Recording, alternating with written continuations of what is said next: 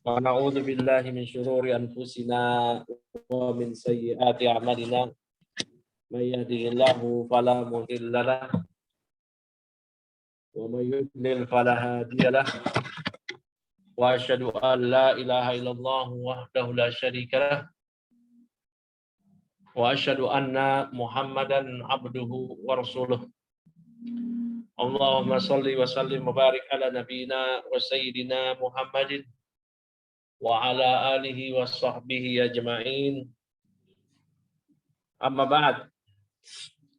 Teman-teman semuanya, pada malam hari ini insya Allah kita di sini sesuai agenda akan ada urung rempuk mengenai keluhan-keluhan kita ketika kita belajar bahasa Arab.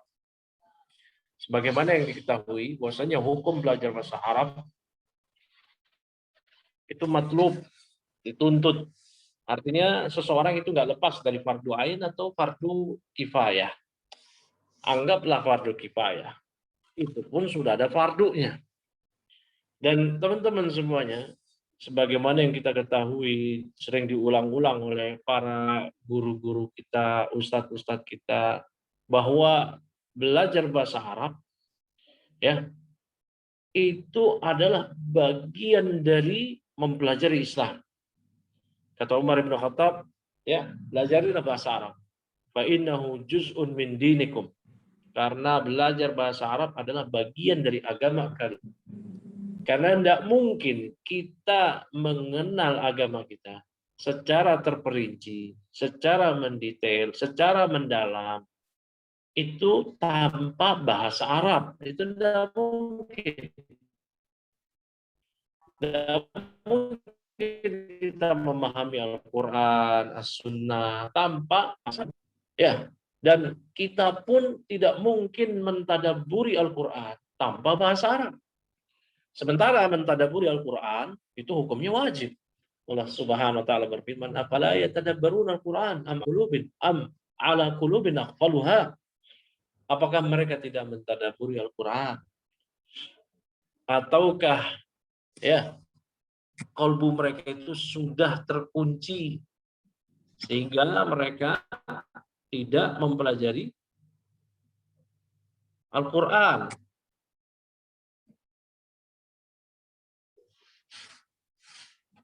Saya keluar ini. Afwan tadi sepertinya keluar. Ya. Nah, maka mempelajari bahasa Arab, kata para ulama di antara ya Al-Imam Syafi'i, Syekhul Islam Ibnu Taimiyah di Iqtidas Shiratal Mustaqim bi mukhalafati ashabil jahim. Itu hukumnya wajib, terlepas dari wajib ain, fardu atau wajib kifayah. Karena kita tidak mungkin mentadaburi Al-Qur'an tanpa mengerti, memahami gramatika, sastra, bahasa Arab. Ya, ada kaidah yang disebutkan ma la yatimmu al-wajibu illa bihi fahuwa wajibun. Ya. Ma la yatimmu al-wajibu illa bihi fahuwa wajibun. Ya. Sesuatu kewajiban yang tidak sempurna karena satu faktor, karena satu hal, maka sesuatu hal tersebut hukumnya adalah wajib. Ya. Sebentar ini kok saya tadi ya, afwan. Nah, Ibnu Qayyim rahimahullah taala di kitab beliau Zadul Ma'ad mengatakan Al-Qur'an diturunkan untuk 3 hal. Yaitu yang pertama untuk dipahami, yang kedua untuk ditadaburi, yang ketiga baru untuk diamalkan. Ya, Al-Quran turun untuk ditadaburi, dipahami, dan diamalkan. Bagaimana ceritanya orang yang nggak paham Al-Quran, nggak paham bahasa Arab, bisa mentadaburi Al-Quran? Dia nggak ngerti gramatika bahasa Arab, ya walau sedikit sekalipun, ya dalam keadaan dia nggak ngerti ya bahasa Arab, kok bisa dia mentadaburi Al-Quran? Bahkan di surah Al-Fatihah, surah yang kita baca 17 kali dalam sehari minimal tanpa sholat sunnah, kita pun akan sulit mentadaburi Al-Fatihah tanpa kita paham bahasa Arab. Contoh, ya teman-teman, semuanya kita baca iyyaka na'budu wa iyyaka nasta'in. Iyyaka na'budu wa iyyaka nasta'in itu artinya, ya, kalau kita baca terjemah letterlah itu kurang mencukupi. Ya, kepada Engkau kami beribadah, pada Engkau kami minta pertolongan. Padahal ada kandungan yang besar, ya, dari gramatika iyyaka na'budu wa iyyaka nasta'in. Iyyaka dhamir munfasil. Ya, dia muqaddam, dia didahulukan. Padahal dia itu maf'ul bih muqaddam, objek yang didahulukan dari amil atau kata kerja fi'il, yaitu na'budu. Ya, kalau kita biasanya ngomongnya begini, na'buduka wa nasta'inuka. Tapi dirubah oleh Allah menjadi iyyaka na'budu wa iyyaka nasta'in. Maka ini tentu perubahan makna. Ya, perubahan maknanya mendalam sekali. Maka iyyaka na'budu wa iyyaka nasta'in terjemahannya, tadabburnya bukan sekedar ya kami menyembah Engkau, kami meminta pertolongan pada Engkau. Tidak demikian. Maknanya ya sebagaimana ya maknanya itu ya tufidul hasr, memberikan ya faedah keterangan bahwasanya ada pembatasan. Pembatasan apa? Pembatasan beribadah hanya kepada Allah. Pembatasan meminta pertolongan pada konten pertolongan tersebut yang tidak bisa dimintai kecuali hanya pada Allah, kita hanya minta pada Allah. Maka maknanya na'buduka wa la na'budu ghairaka, nasta'inuka wa la nasta'inu ghairaka. Ya, kita hanya beribadah pada Engkau, tidak beribadah pada selain Engkau. Ada nafyu isbat, ada kandungan tauhid di situ. Menetapkan ibadah hanya pada Allah, menafikan, mengingkari peribadatan yang diberikan kepada selain Allah. Ini Al-Fatihah. Belum lagi surat-surat yang lainnya, ayat-ayat yang lain. Maka belajar bahasa Arab ini memiliki peran yang penting. Selain Al-Quran, kita paham juga hadis, kitab-kitab ulama, buku-buku fikih, buku-buku hadis, tafsir, ya, dan yang lainnya. Nah, namun ternyata di tengah ya, banyaknya ikhwah yang mau belajar bahasa Arab, animo ikhwah, akhwat mau belajar bahasa Arab. Ternyata ada kendala-kendala. Yang ini wajar memang. Kendala-kendala dalam belajar bahasa Arab dan biasanya kendala-kendala ini bersifat klasik. Artinya problemnya dari dulu ya itu-itu aja. Ya. Dari dulu itu-itu aja problemnya. Problem mengenai belajar bahasa Arab. Ya. Dari dulu itu aja. Hampir masalahnya itu klasik. Ya, pusing, nggak ngerti, ya. Kemudian ya udah muntaber, mundur tanpa berita. Ya, mundur tanpa berita. Nah, ini problem yang seharusnya dihindari oleh ikhwan, akhwat yang sedang dalam belajar bahasa Arab. Pertama kita niat ikhlas karena Allah Subhanahu wa taala. Sudah kita belajar bahasa Arab, ya udah kita karena mau ya memperbaiki ya kualitas beragama kita. Karena Allah. Kita belajar karena Allah. Ini yang pertama, kita niatkan. Ya, niat saja tidak cukup kecuali juga dengan punya tekad. Tekad yang membara, yang bulat. Pokoknya mesti bisa, niat. Selepas itu kita berdoa. Rabbi zidni ilma. Kita punya doa-doa khusus lah. Boleh. Tidak bid'ah. Ya Allah, mudahkanlah aku belajar bahasa Arab. Di waktu-waktu mustajab. Di saat sujud. Di saat adzan dan iqomah. Di saat turun hujan. Ketika pulang kampung lagi safar. Di saat terdolimi. Ya, dan yang lainnya dalam momen-momen yang di situ mustajab. Doa kita. Ya. Maka kita pergunakan doa-doa tersebut untuk doa agar kita dimudahkan oleh Allah belajar bahasa Arab. Nah, banyak teman-teman yang mereka menyandarkan kemampuan untuk memahami, menalar pelajaran bahasa Arab di kelas. Ya, baik kelas tatap muka maupun online. Itu mereka, ikhwan akhwat ini, banyak menyandarkan kepada kemampuan diri mereka sendiri. Artinya tatkala mereka sudah masuk mengalami fase pusing, bingung, ya.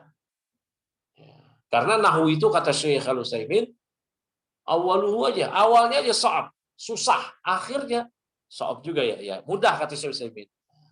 Awalnya aja yang susah, akhirnya nanti insya Allah mudah. Nah, di fase-fase awal ini fase-fase krusial. Yang ikhwan, akhwat belajar bahasa Arab membutuhkan kesabaran. Dia lagi-lagi memupuk niat dia, ikhlas karena Allah. Dia sandarkan tekad dia kepada Allah. Tawakal. Dia mesti punya tekad yang kuat. Ya ada orang kok, dia nggak ngerti bahasa Korea. Dia tapi hafal tuh lagu-lagu, apa namanya, drakor. Lagu-lagu boy band, kalau cewek apa tuh namanya? Boy band, boy girls ya. Korea, BTS. Dia hafalin itu lirik-liriknya. Padahal bahasa Korea dia bukan bahasa ibu dia, bukan bahasa emak dia, tapi dia hafal. Bukan cuma satu lirik, satu lagu, bahkan satu album dia hafalkan. Kenapa dia bisa? Karena dia punya keinginan yang kuat. Dan dia sudah mematri kecintaan kepada si lagu Korea tadi. Ya, lagu Korea tadi. Saya dulu punya teman, dia ini hafal lagu-lagu bahasa Jepang. Karena dia penggemar ya, J-rock, apa Jepang rock. Rock Jepang. Bisa bahasa Jepang juga enggak, cuma dia hafal. Ya, pas lagu-lagu Jepang band favorit dia itu, yang dari Jepang. Ya. Nah, kenapa demikian? Karena sudah terpatri kesenangan, kecintaan. Ya, ada passion dia di situ. Nah, ada passion dia. Nah, ikhwah akhwat yang belajar bahasa Arab juga mesti menanam kecintaan terhadap bahasa Arab. Ya, niat lagi-lagi juga. Ini karena Allah. Sandarkan kepada Allah. Doa. Sandarkan pada Allah. Ini penting ini. Karena yang memberi pemahaman adalah Allah. Nabi kita alaihissalatu wassalam menyatakan, "May yuridillahu bihi khairan yufaqihu fiddin." Barang siapa yang Allah kehendaki kebaikan, Allah akan pahamkan urusan agama untuk dia. Maka pemahaman itu bukan ada di tangan kita. Bukan ada di kantong kita. Yang kalau kita upayakan, kita ambil. Tidak. Tetapi dari Allah Subhanahu wa taala. Dari Allah. Ya. Makanya jangan bersandar kepada diri kita selama belajar bahasa. Kita diajarkan oleh Nabi SAW doa. Setiap pagi, hayu qayyum bi rahmatika astaghis. Aslih ni sya'ni kullah wa la takilni ila nafsi tarfata ain. Ya Allah, ya Hayu ya Qayyum, yang Maha Hidup, yang Maha Berdiri sendiri. Dengan rahmat-Mu aku mohon pertolongan Kau ya Allah. Bereskanlah segala urusanku. Dan jangan Kau serahkan urusanku kepada diriku walau sekejap mata. Ini penting ini. Jangan serahkan di urusan kita kepada diri kita walau sekejap mata. Kita minta Allah yang membereskan. Maka pahami konsep ini. Pemahaman dari Allah. Allah yang mengajari. Allah yang memberikan ilmu. Apa yang kita upayakan belum tentu dapat kalau Allah tidak mengizinkan Allah dapatnya pemahaman bahasa Arab tadi. Maka di antara ikhwan akhwat itu mereka sudah salah langkah dalam belajar bahasa Arab di awal mereka belajar. Yaitu ketika di awal belajar mereka bersandar kepada kerja keras mereka, upaya mereka, murojaah mereka, mujahadah kesungguhan mereka. Sehingga ketika kita kan tadi paham bahwasanya pemahaman dari Allah. Yufaqihu fiddin, Allah yang memberikan pemahaman. Ketika Allah belum mengizinkan dia paham, ini ikhwah akhwat akhirnya putus asa. Oh, kok nggak ngerti-ngerti ya? Susah amat. Aduh, akhirnya muntaberlah melanda. Mundur tanpa berita. Ini musibah. Ya. Kalau dia pindah ke majelis, alhamdulillah, apa? Artinya setelah dia muntaber, mundur tanpa berita dari majelis ini, dia cari majelis lain yang mungkin lebih mudah. Karena mungkin bisa jadi dia salah kamar, salah kelas. dia levelnya baru pra ajurumiyah, dia malah masuk level qatrun nada. Ya, dia malah masuk di situ kelas Alfiyah Ibnu Malik. Ya, nah, itu mungkin keliru, salah tahapan. Makanya belajar itu kan step by step. Tadarruj, ya, bertahap dari yang ringan. Ya, kita aja sekolah nggak langsung kuliah, nggak langsung SMA. SD dulu kelas 1 lagi, nggak langsung kelas 4. Nah, ini ikhwah, taruhlah dia sudah menjalani tahapan yang benar. Dia dari dasar. Tapi karena dia berpangku kepada hasil, dia menyangka bahwasanya hasil itu dari diri dia, kerja keras dia, mujahadah dia. Dia lupa Allah yang memberikan pemahaman. Ketika belum paham, ketika Allah belum memberikan pemahaman, akhirnya dia putus asa. Ya, tadi kita katakan kalau dia pindah ke majelis yang ya, lain mungkin ya bagus, nggak apa-apa. Tapi kalau dia akhirnya kapok, resign, ini resign yang buruk. Kalau kita resign dari PT, ya resign dari ya, perusahaan, itu udah masalah. Tapi kalau resign dari penuntut ilmu, la ilaha illallah. Ya, ini resign yang paling jelek. Ya, pengunduran diri yang paling buruk. Mengundurkan diri dari menuntut ilmu. Allah musta'an. Ya. Makanya ikhwah, akhwat, kita bisa nggak bisa, udah kita belajar aja. Belajar ini kan ibadah.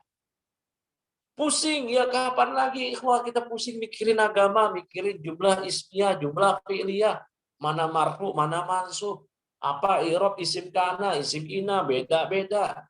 Khobar inna, apa i'rabnya maf'ul tsani dari dhanna. Ya, maf'ul salis dari a'lama. Kapan lagi kita pusing? Selama ini kita pusing tuh mikirin dunia. Kita pusing mikirin hal-hal yang bersifat keduniaan. Bahkan kita pusing mikirin asmara. Allah musta'an. Ya, pusing mikirin asmara. Pusing ribut sama istri. Kalau punya istri. Pusing. Ya. Lagi mikirin rumah tangga. Pos 1, pos 2, pos 3. Kalau banyak posnya. Nah sekarang ini pusing mikirin i'rab. Nah, ini nikmat sebenarnya. Cuma kita itu mikirnya, aduh pusing, udah nggak tahan. Coba deh pikirin, nah, Pak Bayu. Kemarin saya sempat ngobrol sama Pak Bayu. Ya, selama ini kita ini ya pusing mikirin akhirat itu kapan itu? Kapan itu? Jarang sekali. Kita mikirin gitu kayak sahabat, bagaimana kita nanti disirot sehingga berlinang air mata kita. Ya kalaupun ada ya sesekali momen-momennya gitu. Artinya jarang-jarang. Nah ini Allah berikan kita peluang pusing mikirin pelajaran agama, pelajaran bahasa Arab. Ini subhanallah ini. Luar biasa ini. Ya, berpusing-pusing ria. Nikmat, ini nikmat. Cuman kita nggak sadar. Padahal ini di sisi Allah besar ini. Besar ini, luar biasa ini. Ya. Nah makanya ketika kita belajar bahasa Arab, udah jalanin aja. Bisa nggak bisa, terus ya udah nggak bisa. Nah kan yang kasih pemahaman Allah. Yang penting kita sudah melalui jalan-jalan tahapan-tahapan yang benar. Kita niatnya itu bukan karena ingin jadi ustadz biar banyak amplop. Kita niatnya itu ingin menyingkirkan kebodohan dari diri kita. Ya, kata Imam Ahmad Thalabul Ilm, la ya'dilu syai'. Tidak ada sesuatu apapun yang dapat menandingi. Liman sohat niatuh, bagi yang niatnya benar. Ditanya, siapa itu yang niatnya benar? Yaitu liraf'il jahl, an-nafsi wa ghairi. Orang yang niat menghilangkan kebodohan dari dia dan orang lain. Dia niatnya ingin ya supaya dia ngerti ilmu agama ini, meningkat kualitas ibadah dia, hubungan dia dengan Allah. Ya. Kemudian dia pun juga sudah mulai tahapan yang benar. Dia berdoa, ya Allah, Rabbi zidni ilma. Dia pun juga sudah bertekad. Mesti tekad ini kuat. Kalau belajar bahasa Arab, tekad itu penting. Gak boleh nggak punya tekad. Artinya ngotot gitu. Ya, ngotot. Gimana ceritanya bisa? Ini kesungguhan yang nanti bisa jadi Allah berikan jalan pemahaman. Ya, walladzina jahadu fina lanahdiyannahum subulana. Siapa yang sungguh-sungguh di jalan kami, kami benar-benar akan menunjukkan dia kepada jalan-jalan kami. Ya. Tekadnya kuat, dia bersandar pada Allah. Ngerti nggak ngerti karena dia tahu yang memberikan pemahaman adalah Allah. Yufaqihu fiddin. Allah yang memberikan pemahaman. Ya, Allah yang memberikan. Nabi SAW meminta doa kepada Allah agar Ibnu Abbas, adik sepupunya, diberikan ilmu. Allahumma alimhu, Allahumma faqihu fiddin wa alimhu at-ta'wila. Ya Allah, fakihkanlah anak ini dalam urusan ilmu agama dan ajarkanlah di ilmu tafsir. Jadi ilmu itu dari Allah, bukan dari kantong kita. Yang kita bisa ambil hasil kerja keras. Ada timbal balik, kayak jual beli. Tidak demikian. Belajar agama itu ilmu dari Allah Subhanahu wa taala. Ya, ilmu dari Allah. Ya. Oleh karena itu, teman-teman semuanya, ketika kita belajar bahasa Arab, ngotot, niat yang benar, bertekad, ya, berdoa pada Allah, menyandarkan itu pada Allah, itu modal yang besar. Nggak paham-paham, Allah sudah jelaskan, lanahdiyannahum subulan. Kami akan tunjukkan dia ke jalan-jalan kami. Kapan? Bisa saat itu juga, bisa nanti, bisa, bahkan bisa tahun depan. Pernah nggak teman-teman begini? Misalkan, kita lagi belajar bab mubtada khobar. Nah, mubtada misalnya kita belajar ajrumiyah. Kata Ibnu Ajurrab, al-mubtada al-ismul marfu al-ari anil awamil al-lafdiyah. Isim marfu yang dia kosong dari amil-amil lafdiyah. Ya, dari amil-amil lafdi. Nah, pusing kita menentukan khobar isim marfu al-musnad ilaih yang kembali kepada mubtada. Kita bingung contohnya. Apalagi kalau masuk nanti pelajaran al-awamil ad-dakhilah ala mubtada wal khabar. Amil-amil yang masuk kepada mubtada khobar. Kana wa akhwatuha, inna wa akhwatuha, zonna wa akhwatuha, tambah pusing lagi kita. Nah, kita nggak paham. Bab mubtada khobar sudah selesai, kita belum paham. Bab inna wa akhwatuha sudah selesai, kita masih belum paham. Bab zonna wa akhwatuha sudah selesai, kita belum paham. Tapi kita terus mengikuti ritme pelajaran sesuai dengan jalur yang benar. Belum paham-paham. Terus kita terus saja belajar. Pernah nggak teman-teman merasakan pahamnya 1 tahun kemudian, 6 bulan kemudian, pas di pelajaran berikutnya baru kita ngerti. Oh, ini dulu. Ketika kita paham kayak begitu, ya, ketika kita mengerti seperti itu, di saat sudah berlalunya pelajaran, itulah janji Allah. Lanahdiyannahum subulan. Kami akan tunjukkan dia kepada jalan-jalannya yang lurus. Ya, kami akan tunjukkan dia kepada jalan-jalan kami. Ya. Makanya teman-teman kita belajar bahasa Arab, nggak usah muluk-muluk. Nah, nggak usah pasang target muluk-muluk. Udah, kita ini, apalagi kayak kita ini pekerja misalkan, udah.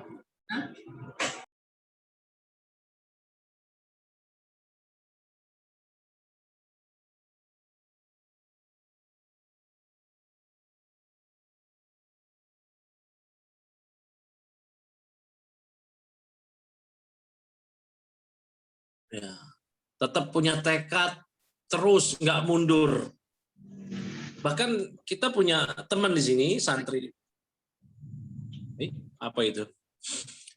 Kita punya teman di sini, yaitu santri di Mahat Al-Hasan, Ustadz Ibnu Majah. Ini santrinya Ustadz Ibnu Majah nih. Dia mungkin hampir setahun nggak paham. Tapi terus ngikutin ritme belajar dengan cara yang benar, sesuai standar. Ya, mana anaknya juga baru masuk Islam lagi. Ya, ini santrinya Ustadz Ibnu Majah di Mahat Al-Hasan. Ini Masya Allah, pahamnya itu setahun kemudian. Jadi selama setahun dia nggak ngerti. Atau ngertinya sedikit lah. Tahun kedua baru Allah bukakan. Nah ini coba bayangin teman-teman, kalau langsung mundur ketika nggak paham. Ya. Terus nggak paham-paham terus. Akhirnya nggak paham-paham. Makanya ketika kita mengalami fase pusing, ya, mengalami momen-momen yang ngejelimet, ya, masa-masa yang pilu gitu ya, yang sudah stuck, ya. Sudah stuck nggak ngerti-ngerti, udah kita ikhlaskan lagi niat, bahwasanya kita ini belajar ya udah Ini kan belajar ini ibadah. Ya, menuntut ilmu itu adalah ibadah. Man salaka tariqan yaltamisu bihi ilman, sahalallahu bihi tariqan ila jannah. Siapa yang memudahkan langkah kakinya menuju majelis ilmu, maka Allah akan mudahkan langkah kakinya menuju surga. Udah dia niatnya aja, udah mau belajar aja. Ya, dia yang penting murojaah, bertanya, membaca, berdoa, menyandarkan hasil kepada Allah. Nggak paham-paham, ya udah, nanti aja. Jangan coba-coba mundur selama kita sudah pada tahapan yang benar, ritme yang benar. Ya. Tapi kalau mundur, muntaber, mundur tanpa berita. Atau mundur pakai berita. Ustadz, saya mundur dulu, afwan. Materinya terlalu berat. Akhirnya ya paham-paham. Maka teman-teman yang sedang belajar bahasa Arab di suatu majelis, udah kita lazimi aja, kita tetap komitmen di majelis tersebut.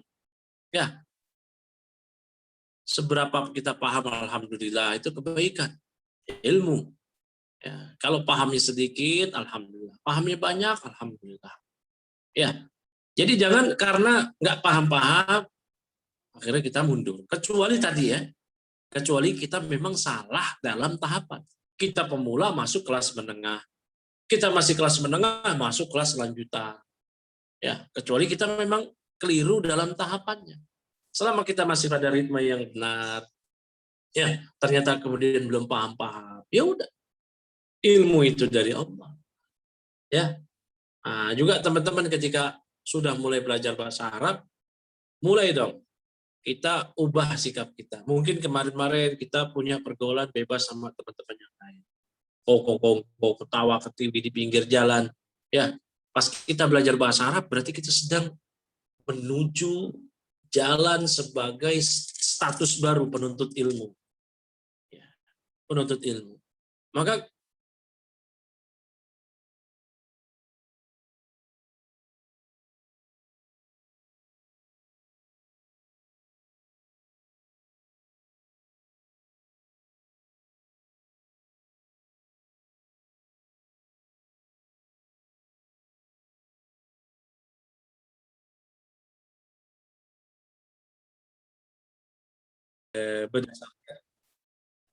berdasarkan apa yang kita lihat ya, kita juga sama-sama masih belajar.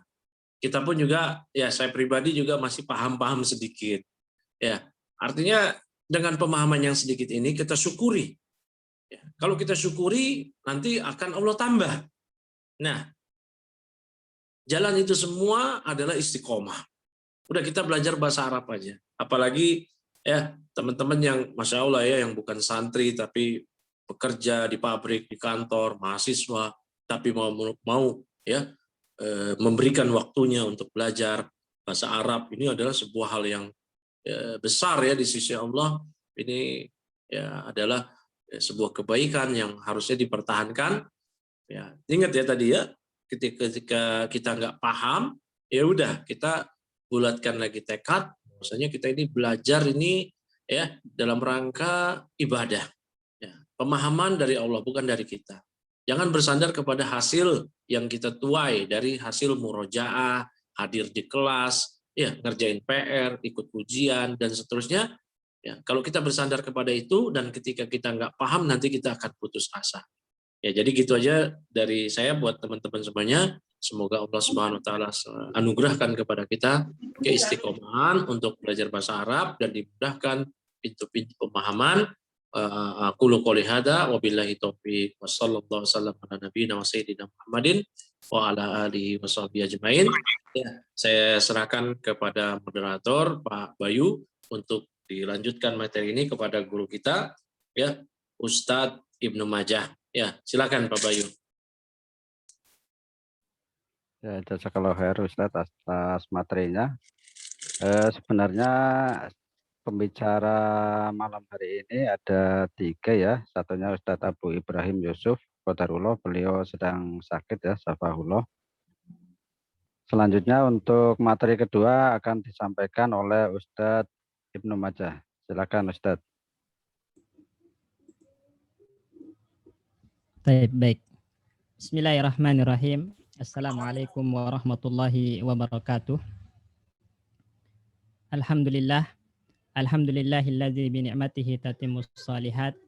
Wassalatu wassalamu ala nabiyyina Muhammadin wa ala alihi wa ashabihi wa man sara ala nahjihi ila yaumil qiyamah wa ba'du. Rabbana 'allimna bima yanfa'una wanfa'na bima 'allamtana ya rabbal alamin. Rabbana zidna ilman warzuqna fahman. Rabbi syrah li sadri wa yassir li amri wahlul 'uqdatam min lisani yafqahu qawli.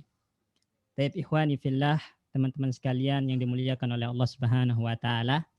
Sebenarnya apa yang telah disampaikan oleh Ustazuna Abu Hanifah hafizahullahu taala itu sudah cukup, ya, sudah cukup, dan saya sendiri bingung mau menyampaikan apa karena sudah tersampaikan semua. Tapi mungkin kita simpulkan aja apa yang beliau sampaikan. Jadi ikhwatal iman, teman-teman sekalian, yang namanya belajar bahasa Arab itu kita harus ingat kalau itu adalah merupakan ibadah, bagian dari ibadah. Ya, karena dikatakan oleh Imam As-Sa'alabi ya rahimahullahu taala, beliau mengatakan at-tafahumu bilugatil Arab itu nau'un minad din. Memahami bahasa Arab itu adalah bagian dari agama. Dan menuntut ilmu itu adalah ibadah. Begitupun tadi disampaikan oleh Ustaz, sahabat yang mulia Umar ibn al-Khattab radhiyallahu anhu pernah mengatakan, ta'allamu al-arabiyata fa innaha juz'un min dinikum. Belajarlah kalian bahasa Arab karena sesungguhnya belajar bahasa Arab itu adalah bagian dari agama kalian. Artinya ketika kita diberikan kesempatan oleh Allah Subhanahu wa taala untuk belajar bahasa Arab, maka itu bukti nyata Allah itu masih menghendaki kebaikan yang besar untuk kita. Artinya hal-hal itu harus kita syukuri, baik dengan lisan kita, amalan kita, hati kita, ya. Karena Allah Subhanahu wa taala mengatakan kul bifadlillahi wa birahmatihi falyafrahu wa khairun mimma yajma'un.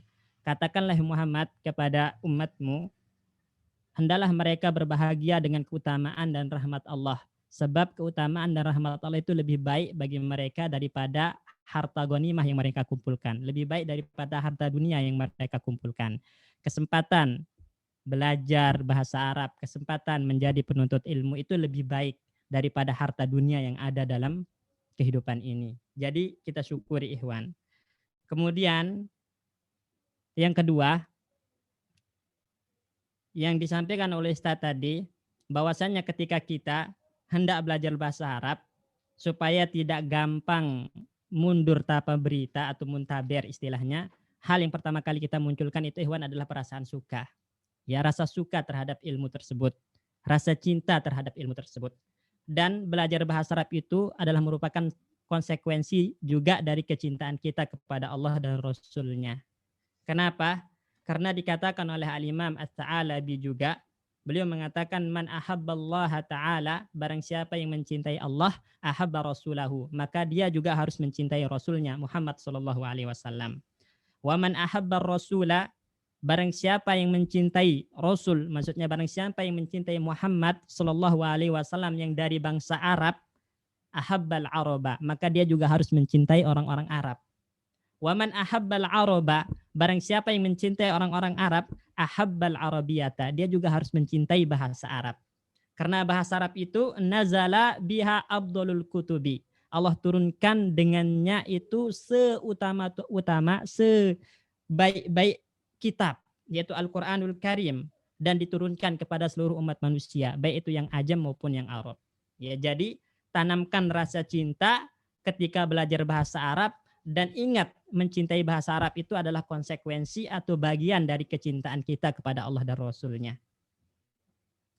Kemudian, ikhwan, teman-teman sekalian yang dimuliakan oleh Allah, atas dasar itu, maka sudah seharusnya ya bagi setiap muslim itu belajar bahasa Arab. Entah itu yang dia ngaku dirinya salafi, atau yang tidak, selama dia seorang muslim maka dituntut untuk belajar bahasa Arab. Al-Imam Syafi'i rahimahullahu taala dalam kitab Ar-Risalah pernah mengatakan, fa'ala kulli muslimin yanbaghi an yata'allama min lisanil arabi ma balaghahu juhduh. setiap muslim itu seharusnya mereka belajar bahasa Arab semampunya. Mereka kerahkan segala upaya untuk belajar bahasa Arab. Untuk apa? Hatta yashhada bihi alla ilaha illallah Muhammad Rasulullah. Kalau bersaksi, kalau bersyahadat itu pakai bahasa Arab. Kalau baca Al-Quran bahasa Arab. Berzikir kepada Allah Subhanahu wa taala juga pakai bahasa Arab. Ya. Beliau juga katakan dalam di kitab yang sama, beliau mengatakan yan bagi likulli ahadin yaqdiru ala ta'allumil lughah al-arabiyyah an yata'allamaha. Sudah seharusnya bahkan wajib bagi orang yang mampu untuk belajar bahasa Arab. Ya. Jadi kalau punya kesempatan, diberikan kemampuan, ya sehat fisiknya, masih bisa memahami, artinya masih ada akal, ada alat-alat yang menunjang untuk memahami bahasa Arab, maka itu artinya dia orang mampu. Kalau dia mampu, seharusnya belajar bahasa Arab, kata Imam Syafi'i rahimahullahu ta'ala. Ya. Supaya apa tadi? Supaya kita kalau sholat itu ngerti bacaan sholat. Kalau zikir ngerti apa yang kita baca. Kalau baca Al-Quran juga paham. Tadi disampaikan oleh Ustaz Abu Hanifah, hafizahullahu ta'ala, Al-Quran itu Allah turunkan kepada kita, itu tujuannya adalah untuk dipahami dan diamalkan. Sebagaimana kata Ibnu Qayyim, dalam Zadul Ma'ad juga dinukilkan oleh Syekh Muhammad bin Abdul Wahab dalam Mukhtasar Zadul Ma'ad, beliau mengatakan al-maqsudu min inzalil Qur'an at-tafahumu wal amal bihi. Jadi tujuan diturunkan Al-Qur'an itu adalah untuk dipahami, untuk diamalkan.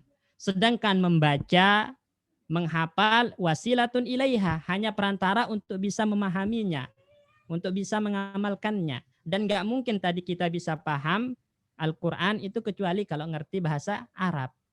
Makanya ditekankan sekali oleh Imam Syafi'i, setiap muslim itu belajar bahasa Arab semampunya. Ya, dinukilkan juga oleh Imam Al-Qalyubi, juga ini dinukilkan oleh Syekh Nawawi Al-Bantani rahimahullahu ta'ala dalam kitab Kasyifatus Saja yang akan antum pelajari Pak Bayu. Itu ada di halaman 35. Ya, cetakan dari Ibnu Hazm yang antum punya ada di halaman 35. Beliau mengatakan la yusabu dzakirun bizikrihi. Seseorang yang berzikir itu tidak akan diberi pahala atas zikirnya illa idza fahima ma'nahu, kecuali kalau paham maknanya. Ini isyarat ya sangat ditekankan untuk belajar bahasa Arab supaya paham bacaan zikir kita. Ya, supaya kita bisa paham bacaan zikir.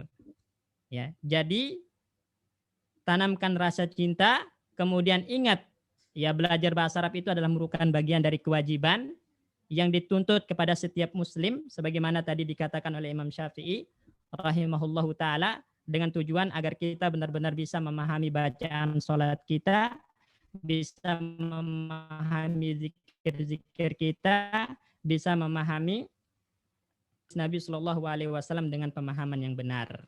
Ya. Terlebih antum ini teman-teman sekalian adalah orang-orang yang mengaku berada di atas manhaj salaf atau yang kita kenal dengan salafi. Ya, salafi, dan keliru. Orang-orang yang mengatakan nggak bisa bahasa Arab, yang penting manhajnya lurus. Itu keliru. Kenapa keliru? Karena belajar bahasa Arab itu bagian dari manhaj yang lurus. Ya. Disebutkan ya oleh Syekh Ahmad Syakir sebuah sentilan, ya sebuah kritikan dari Syekh Ahmad Syakir. Beliau mengatakan la ma'na lil intisabi ila manhaj salaf. Tidak ada artinya Anda menisbatkan diri ke manhaj salaf. Ya, enggak ada artinya antum itu menisbatkan diri ke manhaj salaf illa bi an yamtalika as-salafiyyu nasiyatal lughati wa adabaha. Kecuali seorang yang salafi yang mengaku dirinya bermanhaj salaf tadi itu ngerti bahasa Arab, paham sastra Arab, atau ngerti bahasa Arab yang memungkinkan dia untuk bisa istimbat hukum langsung dari Al-Quran dan Sunnah sebagaimana yang dilakukan oleh para salaf. Itu kata Ahmad Syakir rahimahullahu ta'ala.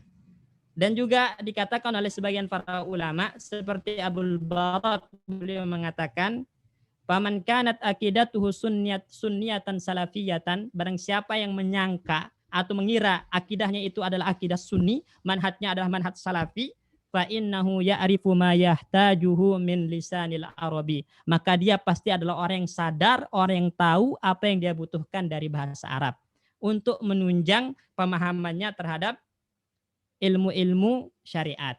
Jadi jangan hanya ngaku-ngaku oh saya salafi, saya di atas manhaj salafi, terus mengatakan nggak apa-apa, nggak bisa bahasa Arab, yang penting manhajnya benar. Ini adalah keliru sekali, sangat keliru. Dan perlu kita tekankan lagi, justru belajar bahasa Arab itu adalah bagian dari manhaj yang diajarkan oleh para ulama, ya. Dan hal yang kedua yang harus kita lakukan ketika kita ingin belajar bahasa Arab, di samping kita menimbulkan rasa suka, rasa cinta, ya, kemudian sadar kalau bahasa Arab itu adalah sebuah hal yang kita dituntut untuk pelajari, ada kewajiban di situ. Yang ketiga itu harus ada ulul himmah, ya, tekad yang kuat, semangat yang kuat untuk bisa, ya, untuk bisa. Kenapa? Karena kalau ada rasa suka, kemudian sadar kita dituntut belajar bahasa Arab tapi nggak punya keinginan kuat, nggak punya tekad, maka ini agak cacat, ya, agak cacat. Dan para ulama itu betul-betul adalah contoh tauladan dalam masalah tekad ini. Ya, Anda contohkan satu aja. Siapa yang tidak kenal dengan Atha ibn Abi Rabah, ya, seorang tabi'in yang sangat mulia. Beliau pernah mengatakan, "Wadittu anni uhsinul Arabiyyah." Saya ingin sekali kalau berbahasa Arab itu bagus, ya, ingin sekali belajar bahasa Arab, kata beliau. Maksudnya beliau betul-betul menguasai bahasa Arab, sastranya dengan baik, itu ingin sekali Atha bin Abi Rabah, dan dia mengatakan hal itu pada usia 40 tahun. Allahu Akbar. Ya. Jadi namanya belajar itu nggak kenal usia, nggak ada kata terlambat. Ya, belajar itu adalah sampai kita dipanggil oleh Allah Subhanahu wa taala ke sisinya, ya. Contoh lain misalnya, seorang ulama yang bernama Al-Qafal Al-Maruzi, ya, rahimahullahu taala, atau Al-Qafal Al-Marwazi. Ya, ada yang mengatakan Al-Maruzi rahimahullahu taala. Beliau mengatakan, saya belajar itu ketika tidak bisa membedakan bacaan yang ada dalam Mukhtasar Al-Muzani itu ihtasorta atau ihtasortu. Saya nggak tahu bacaan yang benar ihtasorta atau ihtasortu. Dan usianya pada saat itu adalah di atas 30 tahun. Jadi nggak ada kata terlambat. Jangan kira yang belajar bahasa Arab itu adalah anak muda aja, enggak, ya, enggak. Ya. Jadi orang tua pun harus belajar bahasa Arab semampunya, ya. Dan banyak para ulama yang mulai belajar itu di usia yang tua. Ya, contoh lain misalnya ada namanya ulama yang bernama Abu Hilal Al-Askari. Ya, rahimahullahu taala, beliau mulai belajar itu ketika usianya 40 tahun. 40 tahun. Dan kalau ngapal itu susah banget, susah sekali. Tapi beliau memaksakan dirinya karena punya tekad, punya keinginan yang kuat untuk bisa. Ya, sehingga karena dia terbiasa menghafal, dalam satu malam bisa menghafalkan 200 bait. Itu dalam satu malam. Padahal awal-awalnya susah sekali menghafal karena usianya yang sudah tua. Nah, itu dari bukti dari firman Allah yang dibacakan oleh Ustaz tadi, ya, wallazina jahadu fina lanahdiyannahum subulana. Orang yang bersungguh-sungguh di jalan kami, maka kami pasti berikan solusi, kata Allah Subhanahu wa taala. Wattaqullaha wa yu'allimukumullah. Bertakwalah kepada Allah, maka Allah akan bukakan pintu-pintu ilmu untuk antum-antum semua. Ya. Dan banyak kisah-kisah para ulama, ya, yang menjelaskan tentang adanya ulul himmah ini, semangat yang kuat, tekad yang kuat untuk bisa. Dan jangan mudah terpengaruhi oleh orang-orang yang mengatakan, buat apa belajar bahasa Arab, gitu kan. Kita kan gak ingin jadi ustadz, ya, buat apa belajar bahasa Arab, ya, yang penting manhaj benar. Ini jangan terpengaruh sama orang-orang semacam ini. Karena orang-orang semacam ini bisa dikategorikan adalah orang-orang yang yasuddun nas anillah. Orang-orang yang mencoba untuk menahan manusia dari Allah Subhanahu wa taala, untuk menahan orang dari belajar, dari menuntut ilmu. Dan orang-orang semacam ini adalah orang-orang yang tidak perlu didengar. Ya. Banyak contoh-contohnya para ulama yang mengingkari perbuatan-perbuatan semacam ini. Dulu diceritakan, ya, ada seorang yang namanya, ya, Al-Haris Al-Muhasibi, ya. Beliau mengatakan jangan belajar nahu, katanya. Kenapa? Karena nahu itu awaluhu kadzibun, gitu kan. Awaluhu kadzibun. Karena awalnya aja udah dusta. Bagaimana akhirnya? Ya, karena contohnya darabtu Muhammadan, saya memukul Muhammad, padahal nggak mukul Muhammad. Berarti ini dusta. Jadi nggak usah belajar nahu katanya. Dan ini diingkari keras oleh para ulama seperti Al-Imam Asy-Syatibi mengingkarinya dengan keras. Orang-orang semacam ini tidak perlu didengar karena orang-orang semacam ini termasuk orang-orang yang berupaya untuk menghalangi manusia dari jalan Allah, menghalangi manusia dari pintu-pintu ilmu, kata beliau. Ya. Jadi yang ketiga itu harus ada uluhul himmah, semangat, tekad yang kuat untuk bisa. Ya kita ini orang-orang yang harusnya bersyukur teman-teman. Udah ngaji, diberikan kesempatan untuk ngaji, udah kenal pengajian istilahnya. Maka kalau udah kenal pengajian itu harus ada planning, harus ada hal yang ingin kita gapai gitu. Alhamdulillah sekarang nih saya udah ngaji, udah kenal pengajian. Maka saya harus bisa bahasa Arab nih. Ya setelah belajar bahasa Arab, udah bisa dikit-dikit, alhamdulillah nih udah bisa bahasa Arab, udah ada bekal. Saya harus bisa baca kitab. Nah, mulai belajar baca kitab. Alhamdulillah nih saya udah bisa baca kitab. Nah, sekarang mulai belajar kunci-kunci ilmu, fikih dari dasar, akidah dari dasar, ya, usul fikih dan semua kunci-kunci ilmu dipelajari dari dasar. Kalau udah selesai, alhamdulillah nih saya udah mempelajari kunci-kunci ilmu, lanjut lagi ke tahapan selanjutnya terus menerus, baru nanti kalau udah bisa menguasai ilmu-ilmu syar'i, niatkan saya ingin melihat teman-teman saya bisa sebagaimana saya bisa. Beginilah salafi yang sebenarnya. Ya, jadi dia tidak hanya sekedar ngaji, kenal pengajian kemudian tidak punya kemajuan sama sekali. Artinya harus ada planning, harus ada tahapan-tahapan yang ingin digapai. Ya, seperti antum kerja lah. Kalau antum selesai dari ini harus ada planning baru. Kalau selesai dari ini harus ada planning baru. Begitupun dalam belajar. Sudah ngaji maka harus bisa bahasa Arab. Sudah bisa bahasa Arab harus ngerti kunci-kunci ilmu. Kalau udah ngerti kunci-kunci ilmu, belajar lagi lebih dalam. Kalau udah punya bekal yang cukup, maka saya harus mengajarkan ilmu yang saya pelajari kepada orang lain. Saya ingin mereka bisa sebagaimana saya bisa. Nah, begini seorang salafi yang sebenarnya ada di situ ilmu, dakwah, amal terkumpulkan semua. Allahu Akbar. Ya. Jadi usahakan teman-teman ya. Selain memiliki tekad yang kuat, juga antum itu harus punya tadi ya, punya planning ya, punya schedule yang harus digapai ya. Dan ini udah 30 menit kayaknya Pak Bayu ya.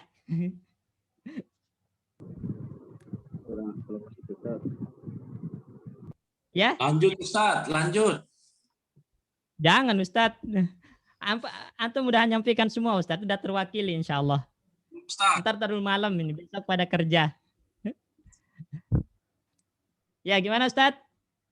Mungkin ini ya, mungkin teman-teman mungkin ada yang permasalahan yang dihadapi ketika belajar bahasa Arab. Ya.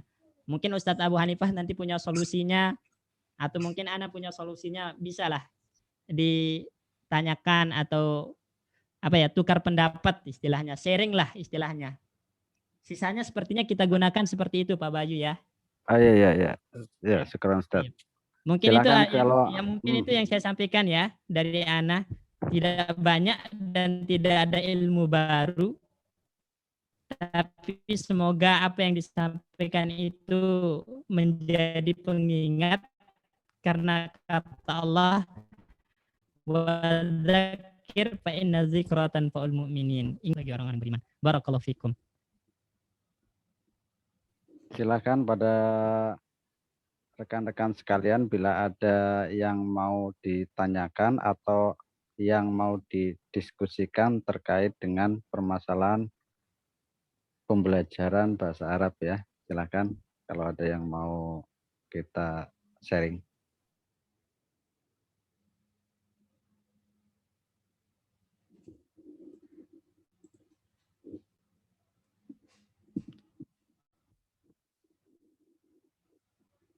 Ini ada nih, assalamualaikum, izin bertanya.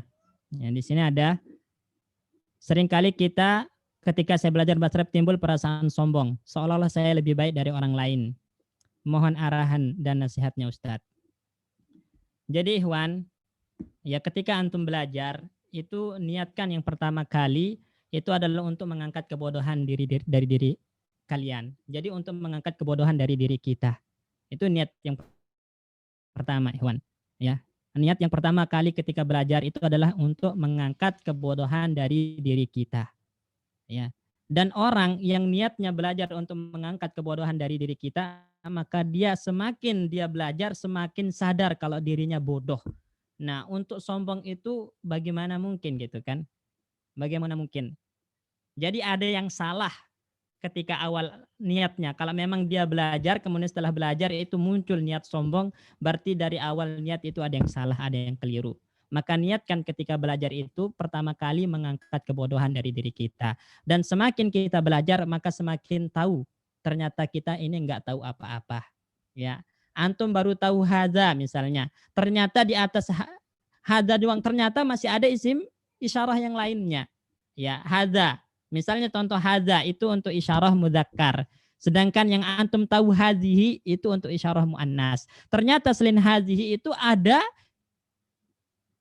kata-kata lain yang menunjukkan isyarah untuk muannas seperti tihi, gitu kan. Zihi, ta. Itu banyak lafaz-lafaz isyarah untuk muannas. Ya, antum baru tahu hadhihi saja. Ketika antum temukan, oh ternyata ada yang lain. Selama ini saya ternyata masih bodoh. Nah, itu untuk nanti apa ya, perasaan sombong itu akan terkikis sendiri, Jadi niatkan itu untuk mengangkat kebodohan dari diri kita. Kemudian yang kedua itu adalah niatkan untuk menjaga syariat Allah Subhanahu wa taala, karena syariat Allah ini tidak akan terjaga kecuali oleh orang-orang yang bisa mengambil hukum langsung dari Al-Qur'an dan Sunnah, dan itu tentu terlebih dahulu dengan belajar bahasa Arab. Contohnya aja Imam Syafi'i rahimahullahu taala itu beliau belajar bahasa Arab fi butuni Hudzail, yaitu di kabilah Hudzail. Itu ada yang mengatakan 20 tahun, ada yang mengatakan 40 tahun. Itu belajar bahasa Arab 40 tahun fi butuni Hudzail, di kabilah Hudzail. Yang mana kabilah Hudzail ini adalah kabilah yang masih murni bahasanya, belum terkontaminasi ya oleh bahasa-bahasa asing. Beliau belajar ke situ selama 20 tahun, isyrina sanah. Ada yang mengatakan arba'ina sanah, 40 tahun. Nah, jadi apa yang disombongkan? Ternyata ilmu itu sangat luas gitu. Ilmu itu sangat luas ya. Ibnu Katsir rahimahullahu taala mengatakan bahasa Arab itu adalah ausaul alsinah. Bahasa yang paling luas. Tidak ada yang menguasainya itu kecuali seorang nabi. Itu kata beliau. Enggak ada yang menguasainya kecuali seorang nabi. Maka apa yang kita sombongkan karena belajar bahasa Arab? Enggak ada. Karena bahasa Arab itu terluas untuk kita kuasai. Artinya kita masih bodoh, masih butuh belajar, masih terus butuh untuk menggali lebih dalam tentang bahasa Arab tersebut. Wallahu a'lam. Mungkin ada tips-tips Ustadz Abu Hanifah. Ada tips-tips Ustadz atau ya metode cara-cara untuk mengikis kesombongan karena kita baru belajar bahasa Arab terus muncul rasa sombong. Wah, saya udah belajar bahasa Arab. Nih orang-orang nggak ngerti bahasa Arab nih. Sok-sok ngomong. Nah, itu ada untuk cara menghilangkannya gimana Ustadz? Mana suara beliau? Halo Ustadz.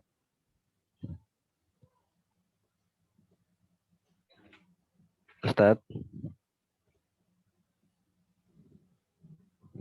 Beliau mungkin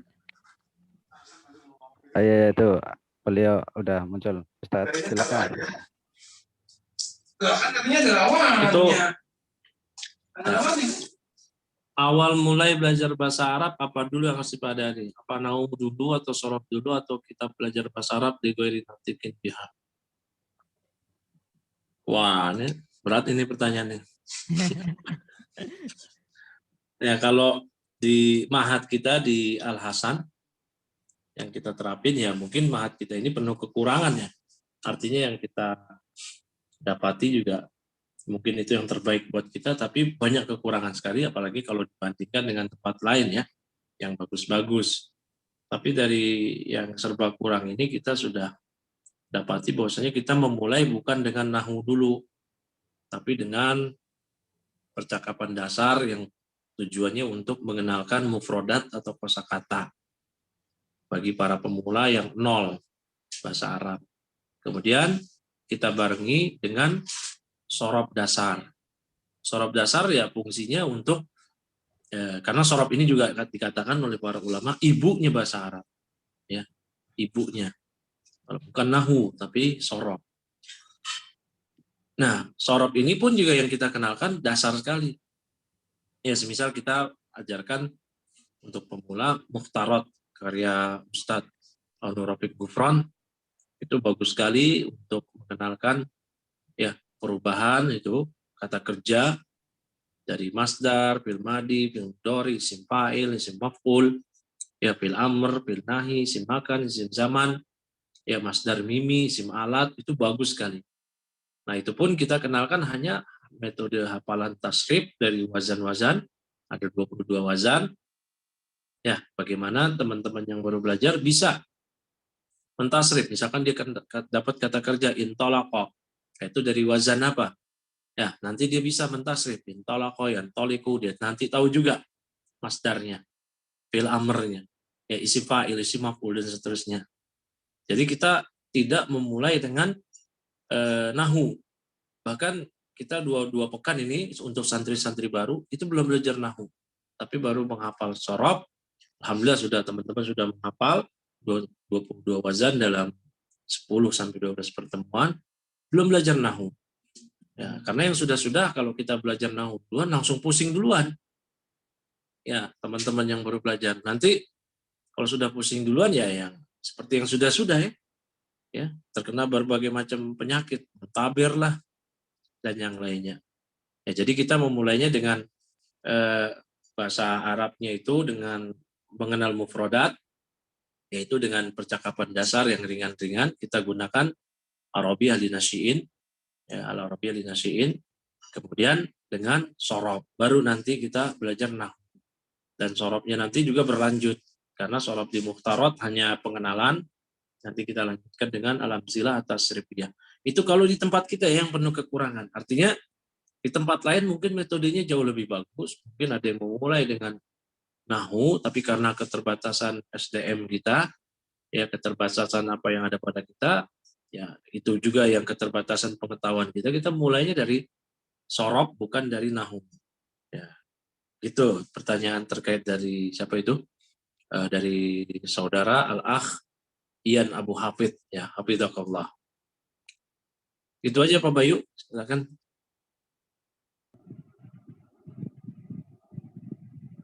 Masih ada pertanyaan. Saya mau bertanya doa untuk menghilangkan rasa malas dan diberi kepemahaman dalam belajar.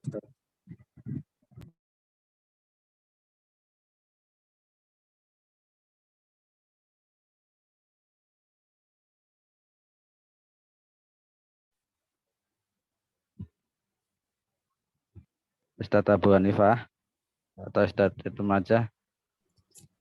Saya mau bertanya doa menghilangkan rasa malas dan diberi kepemahaman dalam belajar. Baik. Nah, itu pertama itu tadi terkait masalah sedikit tambahan, ya masalah mana yang harus dipelajari lebih dahulu, nahu, sorob atau pelajaran bahasa Arab li ghairi natiki nabiha, ya. Perlu teman-teman ketahui, metode belajar bahasa Arab itu banyak, ya banyak. Dalam buku-buku pengajaran bahasa Arab itu disebutkan sangat banyak metode cara belajar dan mengajarkan bahasa Arab. Dan setiap metode itu punya keistimewaan sendiri, ya. Metode yang sekarang banyak dipakai, baik itu di universitas-universitas, di lembaga-lembaga, itu dinamakan dengan metode at-tawazun. Ya, metode tawazun itu memberikan porsi yang sama untuk 4 skill berbahasa Arab, 4 maharah berbahasa Arab. Yaitu maharah kalam, maharah istima', maharah kalam, maharah kitabah, maharah qiraah. Nah, itu diberikan porsi yang sama. Itu namanya manhajut tawazun. Ada juga metode yang dipakai di pesantren-pesantren klasik, ya. Pesantren-pesantren klasik itu namanya metode al-qawaid wa terjemah. Metode kaidah dan terjemah. Nah, ini antum mau pakai yang manapun dalam belajar bahasa Arab, insya Allah jika ada kemauan itu pasti ada hasilnya. Pasti ada hasilnya. Tapi kita harus karena kita ini karyawan gitu kan, sibuk, bukan seorang mahasiswa, bukan anak pesantren, ya maka harus ada skala prioritas. Ya jangan ingin menguasai 4 maharot, ya sedangkan belajarnya cuma 1 kali sepekan. Itu agak sulit, ya sulit. Jadi harus ada skala prioritas. Ya. Dan kami tekankan ya kalau antum belajar bahasa Arab itu niatkan atau tujuannya adalah supaya bisa baca kitab, ya supaya bisa baca kitab. Kalau ngaji pakai kitab. Maka metode yang paling bagus dipakai itu adalah metode qawaid wa tarjemah. Dan itu yang dipraktekkan di pesantren-pesantren klasik, juga termasuk di pesantren Al Hasan bin Ali ya, binaan Ustadz Abu Hanifah hafizahullah taala. Jadi diawali dulu dengan kitab-kitab yang itu memberikan pembekalan berupa kosakata. Ya, antum bisa mulai dengan Arabiyah lin Nasyiin atau bisa dimulai dengan Durusul Lughah al Arabiyah li ghairi natiqina biha, kelarkan dari jilid pertama sampai jilid terakhir ya. Misalnya Durusul Lughah dari sampai jilid 3 itu dikelarkan. Nah, kalau antum kelar itu kemudian baru antum belajar nahwu, insya Allah itu tidak akan kesulitan. Mudah insya Allah. Ya mudah.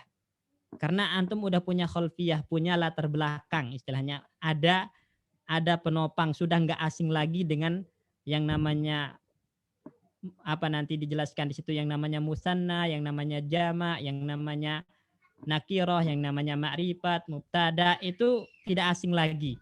Ya, walaupun di Durusul Lughah itu dipelajari secara sekilas. Nanti ketika antum belajar nahwu lebih dalam itu tidak akan kesulitan insya Allah. Jadi diawali dengan buku-buku yang memberikan penopangan terhadap kosakata, kemudian dia mengajarkan tentang tarkib, susunan kalimat. Nanti dari susunan kalimat itu ditarik kaidah-kaidah walaupun enggak beraturan, walaupun enggak berurutan, walaupun enggak tersusun sistematis seperti yang ada di kitab-kitab nahwu. Enggak apa-apa. Karena itu bagus untuk awal ketika belajar. Wallahu a'lam.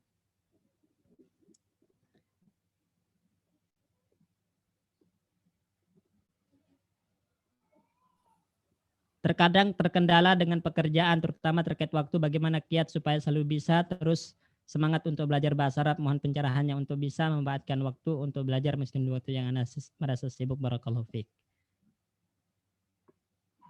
Jadi tadi belajar itu harus punya kemauan, ya punya rasa suka, punya kemauan, punya tekad untuk bisa.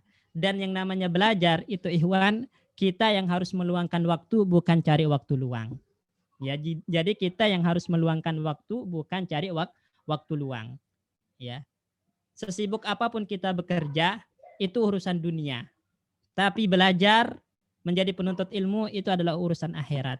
Bahkan termasuk qasimul jihad, bagian dari jihad fisabilillah. Ya. Sebagai ulama mengatakan menuntut ilmu itu adalah bagian dari jihad fisabilillah. Jadi antum yang harus menyediakan waktu luang, bukan cari waktu luang untuk belajar. Ya, bagaimana caranya antum memanage waktu, antum lebih tahu. Yang pasti antum harus menyediakan waktu luang untuk ilmu, jangan antum cari waktu luang. Ya, sediakan waktu. Karena dikatakan oleh para ulama, ya al-ilmu idza lam tu'tihi ba'dak ya la yu'tika kullah ya. Ilmu itu kalau Anda tidak berikan diri Anda ya itu, maka ilmu tidak akan memberikan dirinya kepada Anda ya. Ya, tidak ada alasan oh capek kerja gini-gini. Ya, semuanya capek, semuanya bekerja. Tapi ilmu itu tidak akan didapatkan dengan rahatul jismi, dengan jasad yang suka berleha-leha, ya, yang jasad yang senang istirahat, jasad yang senang santai. Memang ilmu itu butuh perjuangan, butuh mujahadah. Dan para ulama pun membuktikan hal itu. Di antara mereka ada yang safar sekian ya ribu kilo, sekian ribu mil ya buat hanya satu hadis. Ya contoh misalnya, ya Ibnu Abbas, ya Abdullah Ibnu Abbas radhiyallahu anhuma, yang didoakan oleh Nabi Allahumma faqihu fiddin wa alimhu ta'wil, itu pernah mendengar sebuah hadis yang sebelumnya dia tidak pernah dengar. dan ketika itu dia berada di kota Madinah. Ya. Maka dia langsung mengambil untanya berangkat ke kota Mekah untuk mendengarkan hadis itu langsung dari orang yang mendengarkannya kepada Rasulullah Shallallahu Alaihi Wasallam. Sesampainya di kota Mekah, ketuk pintu nggak dibukakan, nunggu depan pintu. Ada badai pasir, hampir setengah tubuhnya tertutupi, ya. Dan ketika orang itu keluar kaget dan bertanya, kenapa Anda tidak utus orang biar saya yang datang ke Madinah nemuin Anda? Karena kami diperintahkan untuk memuliakan keluarga Nabi. Apa kata Ibnu Abbas? Kami diperintahkan untuk mendatangi ilmu. Itu kata beliau. Jadi ilmu itu harus dimuliakan. Ilmu itu harus kita agungkan. Ilmu itu harus kita berikan porsinya. Kita sediakan waktu untuknya di dalam belajar. Ya. Jadi manage waktu antum sebaik mungkin dan sediakan waktu antum sendiri untuk belajar. Ya, jangan hanya cari-cari waktu luang. Ketika sempat baru belajar. Jangan seperti itu. Maka kita nggak akan pernah dapat ilmu kalau seperti ini. Wallahu a'lam.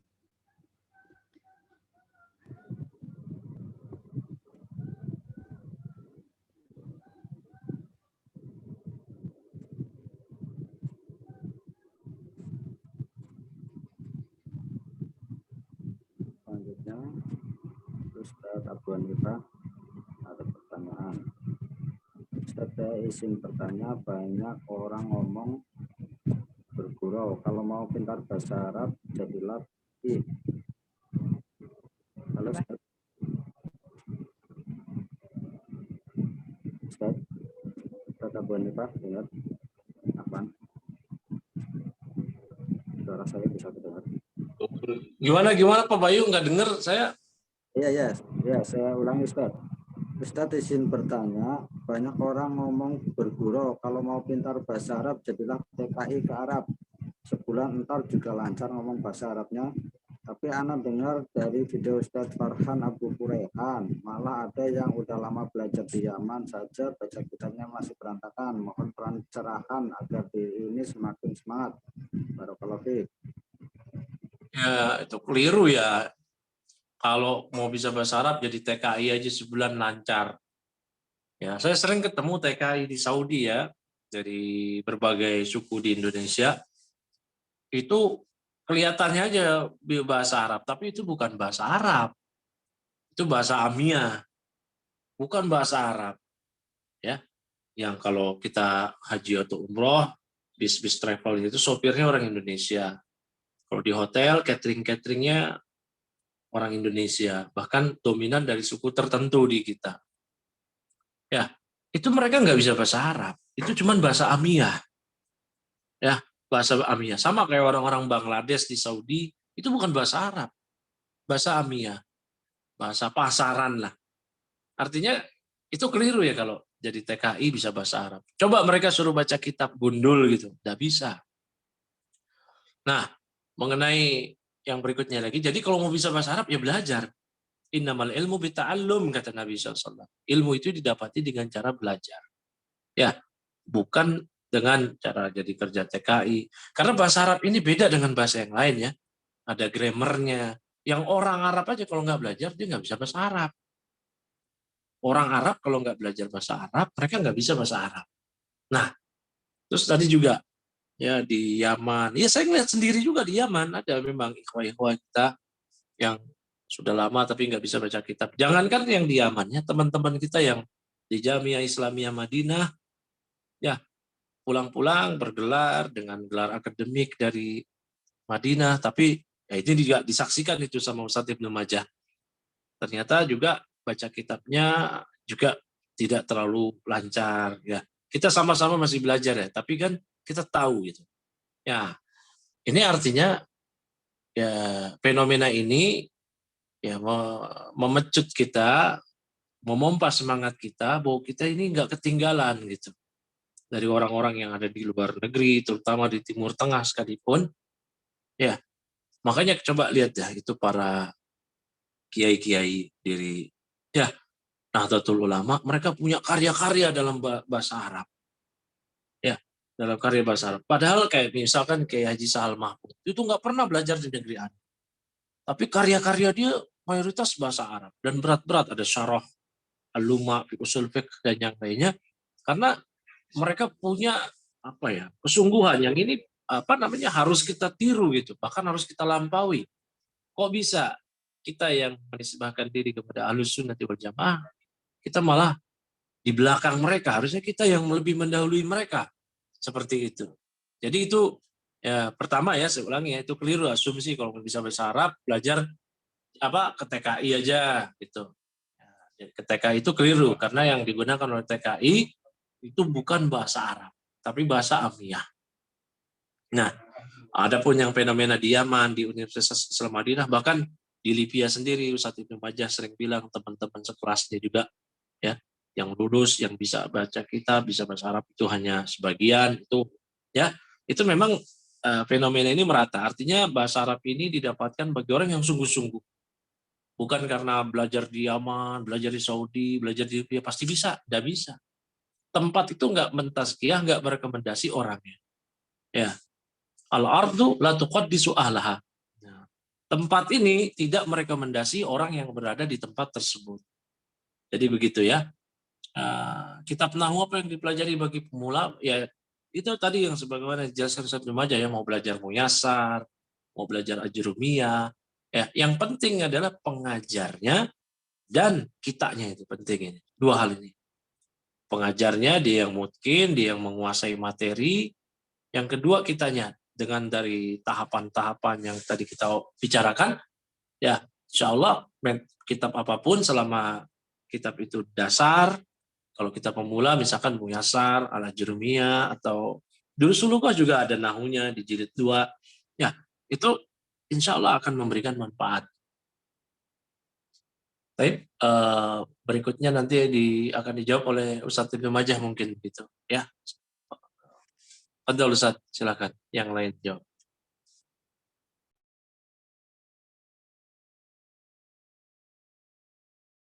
Assalamualaikum Ustadz Ibnu. Waalaikumsalam warahmatullahi. Nah, ini ada pertanyaan, bagaimana cara bukan tips untuk menghafal, karena bahasa Arab tidak lepas dari menghafal, dan tips untuk mempertahankan hafalan di tengah kesibukan sebagai karyawan. Baik. Jadi memang ikhwan, yang namanya ilmu itu ya ada beberapa ilmu yang harus dihafal dan tidak cukup hanya dipahami. Di antaranya adalah ilmu nahwu. Dan begitupun ilmu-ilmu yang lain itu memang lebih baik dihafal, karena pernah dikatakan oleh salah seorang dosen kami, idza lam tahfaz fa anta laisa bisyai. Katanya kalau Anda enggak menghafal maka Anda bukan siapa-siapa. Bukan siapa-siapa. Jadi ulama itu adalah orang-orang yang mereka menghafal ilmu. Ya. Jadi kalau Anda menghafal maka Anda akan menjadi imam fil ilmi. Ya, imam dalam masalah ilmu. Ya. Terus bagaimana cara kita menghafal? Ya, pertama antum cari ya matan-matan yang antum suka untuk dihafal. Misalnya dalam ilmu nahwu, antum itu mudah menghafal yang sifatnya nasar. Nasar itu yang bukan bait-bait syair ya, atau lebih gampang menghafal yang bait-bait syair. Itu antum lebih tahu mana yang lebih enak, mana yang lebih gampang bagi antum. Kalau misalnya antum lebih gampang ngapal matan yang bukan bait syair kayak matan Jurumiyah misalnya, maka itu antum sediakan waktu ya 30 menit setiap harinya, entah itu di pagi, di sore, di siang hari, itu untuk menghafal misalnya satu baris ya, satu baris, dan itu harus istiqomah. Harus istiqomah. Itu dilakukan setiap hari dengan istiqomah sambil mengulang hafalan yang sebelumnya. Jadi ketika hari ini menghafal satu baris, esok satu baris. Nah, yang satu baris hari esok ini digabung dengan satu baris yang sebelumnya. Itu terus berulang ya. Jadi hari ketiga maka ulangi dari hafalan hari pertama ditambah dengan hari ketiga. Hari keempat ulangi dari hafalan hari pertama, kedua, ketiga ditambah dengan hafalan hari keempat, dan seterusnya seperti itu. Ya, seperti itu. Atau kalau antum suka ngapal yang nazom misalnya, yang sifatnya bait-bait syair. Ya, sekarang itu Jurumiyah ada nazomnya, Atau kalau antum ingin langsung hafal alfiyah misalnya, walaupun belum paham, nggak apa-apa dihafal. Tapi lebih mudah dihafal kalau paham. Lebih mudah dihafal kalau paham. Cuman kalau ingin ngapal, maka ana sarankan itu tiga bait sehari. 3 bait sehari. Ya, ana pernah coba, ana buktikan sendiri. Ya, dulu ana sambil berangkat kuliah, itu sambil nunggu bis dari Bekasi ke Jakarta, itu setiap subuhnya ngapal 3 bait. Dan dalam jangka waktu 1,5 tahun itu selesai 1000 bait. Ya, pernah hafal Alfiyah Ibnu Malik yang 1000 bait itu karena setiap harinya tiga bait setiap hari, rutin sambil mengulang 3 bait sebelumnya. Ya, 3 bait sebelumnya. Nah, seperti itu. Ya. Terus kalau murojaahnya bagaimana? Murojaahnya bagaimana? Maka disediakan waktunya. Ya, kalau nggak punya waktu luang, misalnya ketika antum di kendaraan, ya sambil naik motor, ya nggak apa-apa komat kamit gitu sambil ngapal. Ya, ana sering kayak gitu. Ya, perjalanan naik motor, misalnya kalau pergi ngisi pengajian dulu dari Bekasi ke Cawang, itu ana pernah coba ngapal alfiyah itu sekitar 250 bait. Ya, dari Bekasi ke Cawang itu 250 bait di atas motor sambil diulang-ulang. Nah, seperti itu. Dan itu bermanfaat sekali ikhwan, karena memang hafalan itu butuh diulang-ulang. Di antara para ulama ada yang mereka mengulang-ulang itu sampai 100 kali baru hafal. Ada, ya, ada. Contohnya, ya. Contohnya itu Al-Qafal Asy-Syazi, ya, seorang ahli usul fikih dan seorang ahli bahasa dalam mazhab Syafi'i, itu disebutkan itu mengulang-ulang hafalnya sampai puluhan kali. Kalau nggak salah 70 kali, ngulang-ulang baru hafal. Jadi memang butuh pengulangan terus. Ya, jadi diulang dari awal sampai hafalan hari ini. Itu sediakan waktunya. Dan kalau udah banyak, maka antum tinggal manage aja. Hari ini seperempatnya, besok seperempatnya, dan seterusnya sampai selesai. Kemudian itu continue. Jadi harus ada satu matan yang dihafal, yang dijadikan rujukan, yang dijadikan pondasi, sehingga nanti kalau ingin balik, misalnya cari kaedahnya gampang. Oh, ada kaedahnya ini bait syairnya, itu gampang. Oh, ini lapasnya, itu gampang. Jadi usahakan ada satu matan nahu yang antum hafal, entah itu jurumiyah, ya, yang sifatnya nasr, atau kalau antum ingin nazamnya ada nazam al-imriti, ya, ada nazam al-imriti, itu antum hafal, ya. Wallahu alam. Seperti itu, Mas Heri, Pak Sugeng yang bertanya, ya, cara menghafal, maka sediakan waktu setiap harinya, ya, kalau enggak 30 menit, itu maksimal 30 menit. Dan ana yakin antum 10 menit aja udah hafal satu baris. Ya, kalau udah bisa bahasa Arab itu gampang hafalnya insya Allah. Anda tinggal diulang-ulang aja nanti. Setiap hari continue satu baris sampai selesai. Dan baru sering-sering di murojaah di waktu-waktu luang, di waktu-waktu senggang, atau ketika naik kendaraan, ketika di motor, maka itu sangat membantu insya Allah. Wallahu a'lam. Afwan Ustaz. Ya.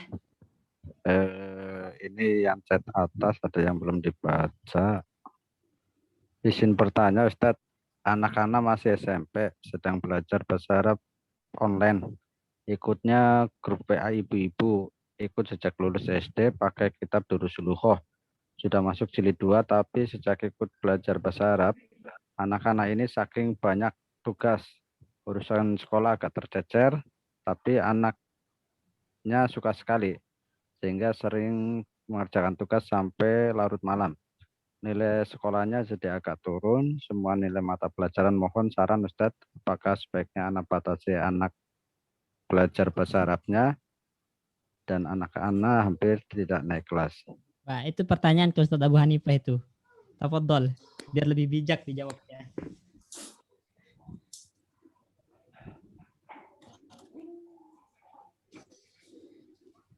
Ustadz Abu Hanifah. Ya, Pak Bayu. Ya, Ustadz. Ya. Itu Ustadz tadi Ustadz. Mana bacakan tadi lagi, ya Pak. pertanyaannya? Saya baca dulu. Anak-anak masih SMP belajar bahasa Arab online, ikutnya grup ibu-ibu. Waduh, ikut ibu. Ya, ikut sejak SD pakai kitab Darul Lughah. Sudah masuk jilid 2, tapi sejak ikutan belajar bahasa Arab, anak-anak saking banyak tugasnya urusan sekolah agak tercecer. Tapi anak suka sekali, tapi seringnya sampai larut malam. Masya Allah. Kalau ini kan pertanyaan seperti ini, ya tergantung ya. Berarti kita sudah tahu passion anak itu kemana. Ya, dia suka belajar agama. Nah, ini saya bilang tadi tergantung orang tuanya itu ya. Ibu Wulandari ini lebih seneng nggak anaknya itu belajar bahasa Arab walau nilainya tercecer. Sebenarnya nggak masalah ya, yang namanya kecerdasan anak itu kan nggak mesti di semua bidang studi pelajaran. Dan kita dianjurkan oleh para pakar parenting agar mendukung bakat anak, ya, bakat anak walaupun cuma satu di bidang studi. Ternyata bakat anak kita mereka di bahasa Arab ya. Ya kita dukung aja. Ya, kita dukung aja. Betapa banyak anak-anak yang bahasa Arabnya jeblok, ya, nilai pelajaran umum juga nggak bagus-bagus amat. Nah, sekarang anak ibu ya, bahasa Arabnya bagus, punya minat yang bagus, ada bakat di situ, ya kita dukung saja. Walaupun pelajaran yang lain nilainya jelek ya. Tidak masalah ya kalau bagi pandangan saya pribadi ya. Karena setiap anak itu kan punya potensi masing-masing di bidang masing-masing yang berbeda dengan yang lainnya. Artinya kita dukung aja, dan ketika anak Ibu Wulandari sudah memiliki passion tertentu, bakat tertentu, hasrat tertentu di bidang bahasa Arab, ya kita dukung aja. Kita dukung walaupun nanti kita arahkan jangan sampai larut malam mengganggu istirahatnya. Ya, adapun nanti masalah pelajaran dia jadi jelek, menurut saya pribadi itu tidak masalah sama sekali ya. Ya, tidak masalah sama sekali pelajaran yang lain jadi jelek, yang sekolah jadi jelek. Mungkin dia punya bakat di bahasa Arab, dia punya lebih tertarik ke bahasa Arab, itu kita dukung. Walaupun kita upayakan agar nilai-nilai di pelajaran yang lain itu jangan terlalu sampai jelek-jelek amat ya, yang nanti membuat dia tidak naik kelas atau yang lainnya. Artinya kita nggak perlu khawatir anak kita nanti di ranking dari 30 siswa, anak kita ranking 30, ranking 29, itu tidak masalah. Tidak masalah sama sekali. Ya. Apalagi dia jadi ranking 30 karena dia fokus di bahasa Arab. Ya, itu bagus menurut saya. Tapi nggak masalah. Ya. Apalagi ini hampir nggak naik kelas. Kan tetap naik kelas, hampir doang kok. Ya berarti diupayakan supaya tetap bisa naik kelas walaupun ya, dengan nilai pas-pasan, tapi dia nanti menonjol di bahasa Arab yang nanti jadi bekal dia masuk SMA ya, atau masuk pondok. Nah, itu bagus sekali. Tapi begitu aja dari saya untuk penanya ini. Silakan yang saya kembalikan kepada Pak Bayu. Silakan Pak Bayu. Ustadz, satu lagi kayaknya yang cocok buat Ustadz nih pertanyaan. Ya, cocok buat saya. Iya. Apa yang cocok buat saya? Ini nih yang beri sedikit tamparan untuk mempelajari bahasa Arab, Ustadz. Tamparan? Apa tamparan? Kalau ada di sini kan ditampar masa gitu ya. Nggak ada ya.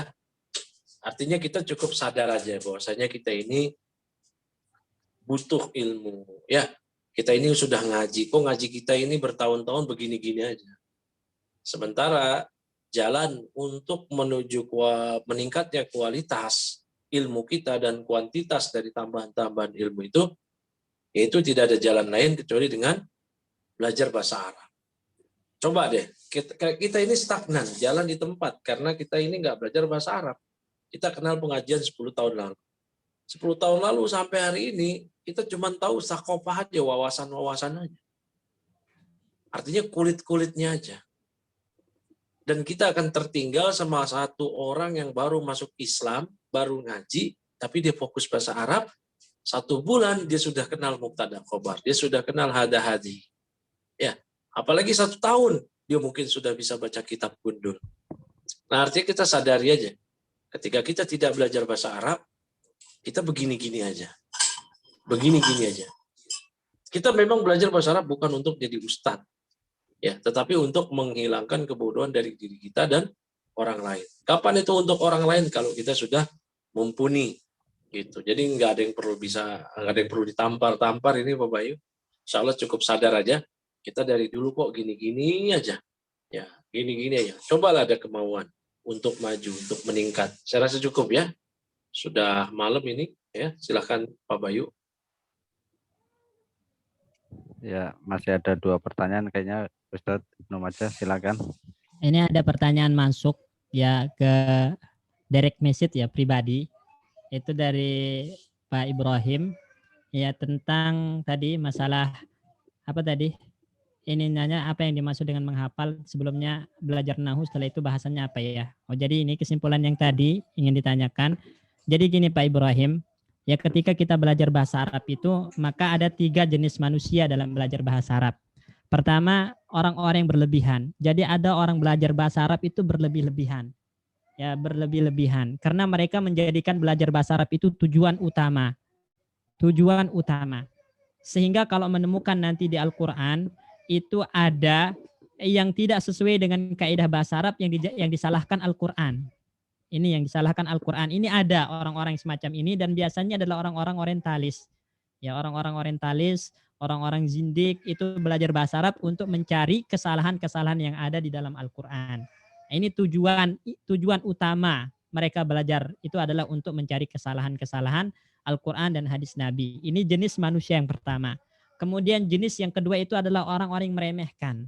Orang-orang yang meremehkan itu nggak mau belajar bahasa Arab. Ngapain belajar bahasa Arab? Yang penting manhaj. Ada yang seperti ini. Yang penting sholatnya benar. Ada yang seperti ini. Yang penting rajin sedekahnya. Yang penting puasa dan seterusnya. Yang penting. Sehingga meremehkan belajar bahasa Arab. Nah, orang-orang semacam ini jangan dilirik. Ya, orang-orang semacam ini jangan dilirik, jangan didengarkan ucapannya. Karena tadi belajar bahasa Arab itu adalah merupakan bagian dari ibadah dan juga merupakan hal yang dianjurkan, hal yang dituntut dan sangat ditekankan bagi setiap muslim, dan kita telah sebutkan tadi ucapan-ucapan para ulama dalam masalah ini seperti Imam Syafi'i tadi, ada juga Ibnu Taimiyah mengatakan belajar bahasa Arab itu adalah tidak akan sempurna pemahaman seseorang terhadap Al-Quran dan Sunnah kecuali dengan mempelajari bahasa Arab. Sesuatu yang tidak sempurna kewajiban dengannya, maka menjadi wajib juga. Ya, kata beliau. Jadi jangan didengarkan orang-orang yang mengajak atau yang meremehkan belajar bahasa Arab. Kemudian jenis manusia yang ketiga, dan jadilah orang ini, yaitu belajar bahasa Arab dijadikan sebagai wasilah, sebagai perantara supaya bisa memahami Al-Quran, supaya bisa memahami hadis Nabi, supaya bisa membaca kitab-kitab para ulama, supaya bisa paham bacaan sholat, paham zikir, dan yang seterusnya. Jadikan itu tujuan belajar bahasa Arab. Sebagai wasilah untuk bisa memahami Al-Quran, hadis, memahami bacaan sholat, memahami zikir, memahami kitab-kitab para ulama. Seperti itu. Wallahu a'lam. Apa yang dimaksud dengan menghafal? Yang dimaksud dengan menghafal itu adalah antum ya pindahkan sesuatu yang tertulis ke dalam hati antum, itu menghafal ya. Maksudnya antum ingat ya, ingat yang asalnya tertulis antum ingat. Nah, itu yang namanya hafal. Antum ingat di dalam pikiran antum, itu yang dinamakan dengan hafal. Bagaimana antum ya memindahkan sesuatu yang tertulis tadi ke dalam kepala ya, ke dalam kepala ya, ke dalam pemikiran, ke dalam hati. Nah, itu yang dinamakan dengan menghafal. Jadi itu para ulama mengatakan itu al-ilmu fis sudur la fis sutur. Ilmu itu apa yang dihafal, bukan apa yang tertulis dalam lembaran. Ya. Para ulama mengatakan juga ilmu itu apa yang bisa antum bawa masuk kamar mandi.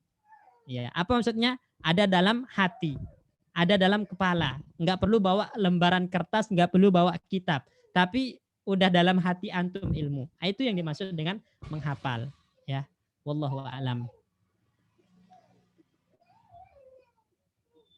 Kalau dalam ilmu sorof, matan apa yang disarankan untuk dihafal sebagai pemula? Tergantung antum condongnya apa tadi.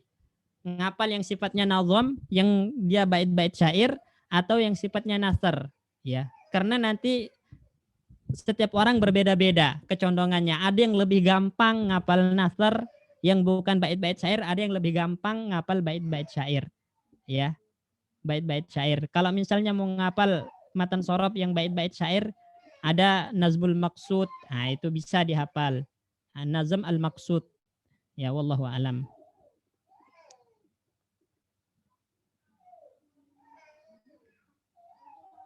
Apa benar Ustadz kalau Ikhwan baru hijrah lalu tahsinnya belum lulus, baiknya jangan ikut bahasa Arab. Dulu fokus pada tahsin dulu. Karena rata-rata katanya entar mudah putur dan keluar tengah jalan, kalah dengan godaan setan. Barakallahu fiik wa fiik barakallah. Ya. Jadi sebenarnya ya antara tahsin dengan bahasa Arab itu ada korelasi, ya ada korelasi, ada hubungan. Ya ada hubungan, ya terutama dalam masalah maharatul istima, ya kemampuan untuk mendengar. Karena kita tidak akan bisa memahami ucapan orang Arab itu kecuali kalau kita udah betul-betul tahu makharijul hurufnya dengan benar. Nanti yang harusnya di situ zal dengarnya za, nah itu kan nanti berubah makna. Memang ada korelasinya antara tahsin ya yang mengajarkan makharijul huruf dengan maharatul istima, ya dengan kemampuan mendengar, skill mendengar, memahami yang kita dengar dari orang-orang Arab. Itu ada hubungannya. Cuman enggak, kalau memang dia udah lancar baca Al-Qur'annya, ya lancar baca Al-Qur'annya, kemudian lahannya itu bukan lahan jali, misalnya ya enggak terlalu enggak terlalu fatal lahannya, tinggal perbaiki aja, tinggal tahsin misalnya, maka itu nggak perlu dibenturkan dengan belajar bahasa Arab. Silakan langsung ikut belajar bahasa Arab. Ya, kalau bisa dijamak, kalau bisa digabung. Ya, ada waktu belajar tahsin, pada waktunya belajar tahsin. Pada waktunya belajar bahasa Arab, pada waktunya belajar bahasa Arab. Kalau bisa nggak usah dibentur-benturkan. Ya, kalau bisa antum gabung dua-duanya gabung. Ya, gabung, ya. Kalau memang nggak bisa, mana yang harus didahulukan, tahsin atau belajar bahasa Arab, maka itu kembali kepada pribadi antum. Ya, lihat mana yang lebih antum butuhkan. Mana yang lebih antum butuhkan. Sebenarnya pelajaran tahsin itu kalau dibenturkan dengan pelajaran bahasa Arab itu sangat cocok ketika orang yang itu tidak bisa baca Al-Quran. Baru bisa dibenturkan. Antum jangan ikut belajar bahasa Arab, antum ikut kelas tahsin aja. Maksudnya antum ikut kelas belajar Al-Quran karena antum belum bisa baca Al-Quran sama sekali. Ya, oke, bisa dibenturkan seperti itu. Kalau memang dia belum bisa baca Al-Quran sama sekali, terus belajar bahasa Arab, ini nggak tepat. Maka diawali dengan belajar Al-Quran terlebih dahulu. Ya, kemudian baru belajar bahasa Arab.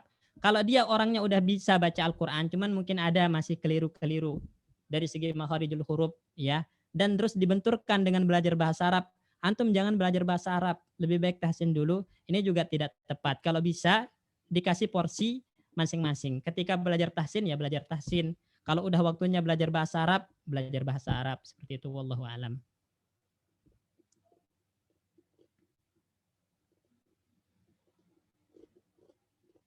Sudah semua insya Allah Pak Bayu ya. Ya, silakan Ustadz ditutup. Silakan Ustadz ditutup. Siapa yang mulai tadi, Ustadz Abu Hanifah? Silakan. Beliau barusan nggak ada Ustadz, mungkin sinyal. Baik. Mungkin itu saja Ikhwan yang bisa disampaikan oleh Ustazuna Abu Hanifah hafizahullahu taala, dan juga yang bisa kami sampaikan walaupun tidak ada ilmu yang baru, setidaknya itu sebagai pengingat satu sama lain, ya, karena saling mengingatkan itu bermanfaat, ya. Dan saya ucapkan jazakumullah khairan, terima kasih banyak atas kehadiran antum. Semoga apa yang kita dengar malam ini memberikan manfaat bagi kita dan bernilai ibadah serta mendatangkan keberkahan, dan semoga Allah Subhanahu wa taala memberikan keistiqomahan kepada kita semua untuk terus belajar, untuk terus menjadi penuntut ilmu, karena belajar itu tidak kenal waktu, belajar itu tidak ada akhirnya. Ya, belajar tidak kenal waktu, belajar tidak memiliki akhir. Dikatakan kepada Imam Ahmad, ya, sampai kapan Anda akan memegang pena? Minal mahdi ilal lahdi. Dari buayan ibu sampai masuk liang lahat. Belajar itu nggak ada akhirnya kecuali kalau udah mati. Ya, sekian. Kita tutup dengan doa kafaratul majlis. Subhanakallahumma bihamdika asyhadu an la ilaha illa anta astaghfiruka wa atubu ilaik. Assalamualaikum warahmatullahi wabarakatuh. Waalaikumsalam warahmatullahi wabarakatuh. Jazakallahu Waalaikumsalam khairan, Pak warahmatullahi Ustaz. wabarakatuh. Jazakallah khairan Ustaz.